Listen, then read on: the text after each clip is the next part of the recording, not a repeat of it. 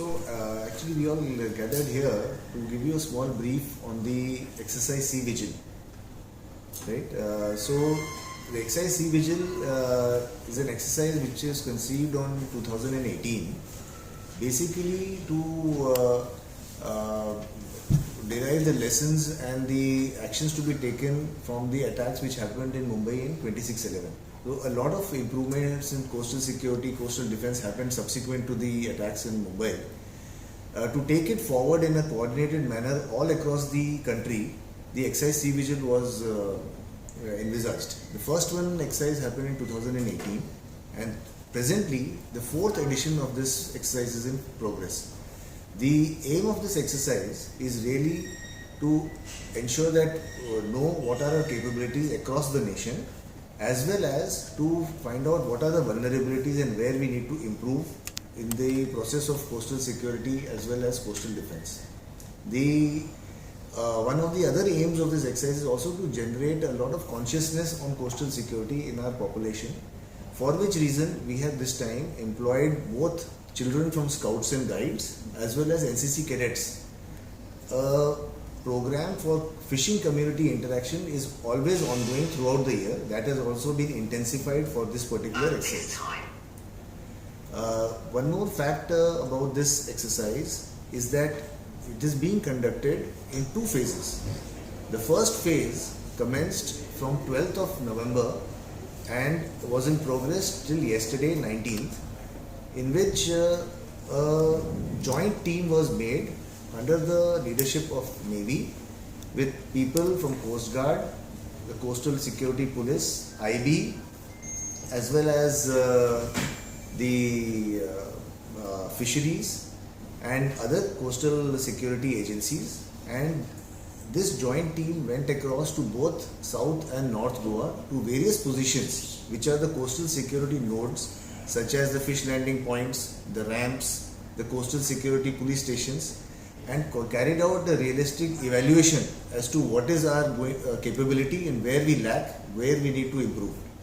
This audit is going to be very helpful in finding out what we need to do in the future. Subsequent to this audit, starting today from 0800, the actual exercise has started, which is going to be in force for about 36 hours and will finish late evening tomorrow, in which we have a realistic simulation of the coastal security threat, and there will be people who are going to act as infiltrators, and there will be attempt to catch it using the coastal security organization which we have. So this is by and large the coastal security and defense construct which we want to exercise as part of Sea Vigil.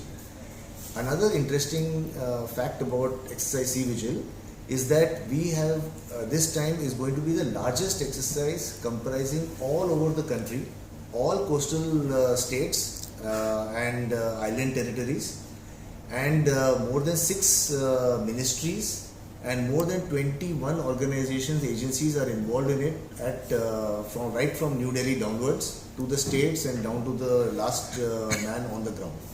So this is in a nutshell the exercise Sea Vigil, and we hope that through the media we will gain further consciousness on the local populace about the coastal security aspects and the importance of coastal security for the country.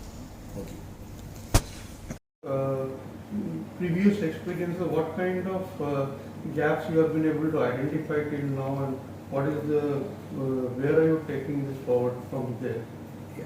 So as you're aware that the surveillance is the most important thing in coastal security. We have established a coastal radar network after the 26/11 incident.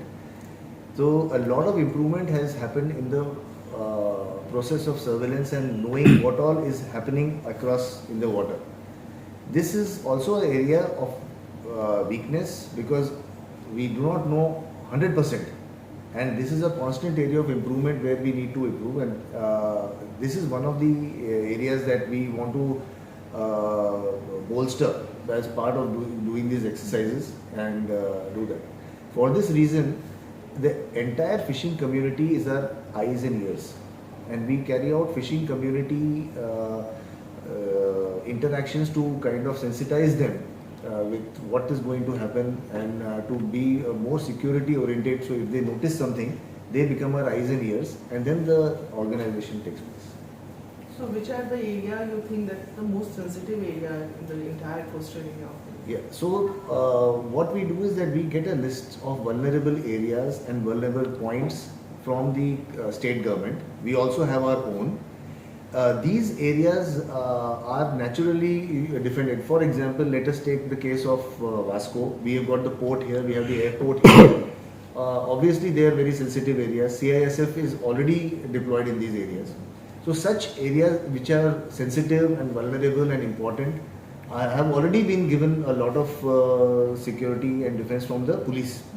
The importance is that is there sufficient protection to them for an infiltrator who is going to come from the sea route? This is what really we are checking. There are a large number of these VAs, VPs as we call them in the state of Goa. We have them, we have a list of them. These all are very well defended by the respective agency who is in charge of protecting them. However, there are always areas which need to be tested, and this is the aim of this exercise to find out how good we are, and as well as if there are some vulnerabilities, where do these lie. What we saw in Mumbai was small teams of infiltrators coming in pretending to be fishermen. What's the red team size today? So that's an operational question, and I don't want to disclose that. However, it is very realistic. The red team is also very realistic to a real life situation, and they have also been briefed and given some intelligence so that they know exactly what the blue side is going to do, so that they are able to infiltrate. So, and of course, when they do that, they make a report to us that we have infiltrated in so and so position, and then we come to know that how they have infiltrated, and that will be a part of the debrief. Do you also see that the threats are evolving since 26/11? So that's an excellent question, and as you know that one of the big evolving threat is the threat of drones, which is also something which we are likely to exercise as part of this exercise Sea Vigil. However, the actual drones which are capable of causing great damage, which we are seeing in the world today, we are not going to simulate those. We have smaller drones which we are going to simulate. Our basic intention is to find out whether the community is alive to seeing an unnatural object or unfamiliar object and makes a report, because that is the start point of the defense or security apparatus. Politics. So review is required, like for entire India, because we have seen the Bangladesh refugee thing and all those things. That Bengal ki Khadi is the sensitive area has become so India as a refugee. So yes, I do agree with you that I think going across to the warfare changes. I think with technology, almost every decade there is a new threat and a new way to counter it. We are very cognizant of that. There are two wars which are going on in the world right now. We are very close examination of the ways that these the defense and the offense is happening is being studied, and I think the right lessons will be taken by the concerned agencies, whose job is it to actually study them, examine them in detail, as well as do the material procurements which are required to do that. So this is an ongoing activity, and happens in every security agency, not just the Navy or the armed forces, also the police and CISF and etc. Could you give us some light on what the NCC and the Scouts and Guides students will be? What's their role in this? Yeah, so that's a very nice question. Our aim with the NCC cadets and the Scouts and Guides is at a very young age, we want to give them some kind of exposure to the coastal security construct which has been made in the Navy. So with the help of the authorities, what we have done is that we have divided the students into small teams. Along with some of our personnel, they will go to certain important nodes which are there, such as the lighthouse, such as the boats, such as the the Coast Guard setup, etc. And they go there and they will be then kind of briefed by the people there exactly what happens. The aim of this exercise is to create awareness amongst the people. Also, the NCC cadets will get a taste of what exactly it means to be doing these watches and looking out through the binoculars and seeing if there is any threat or not. So, it will be an interesting activity for them as well as an educative and thing, and that is the aim of the exercise, to involve the students. So the main issue with the 26/11 terror attack has been the lack of GPS systems and lack of communication systems for tracking, the tracking devices for locating the friendly and the intruding boat, because the terrorists who came in the Mumbai attack, they took over our own fishing trawler and intruded. So during my interaction with the Coast Guard, one element that came out was very difficult to identify a friendly boat versus a non-friendly boat within our own waters. So how, with this exercise, how do you propose to get that thing in place to identify intruding boat which is amongst our fishermen and friendly, but not friendly or foe? Also, this is a very relevant question. The identification is a huge problem at sea. So, one of the ways to identify is that the boat, every state has got a boat colors and markings. So, this is one way of identifying.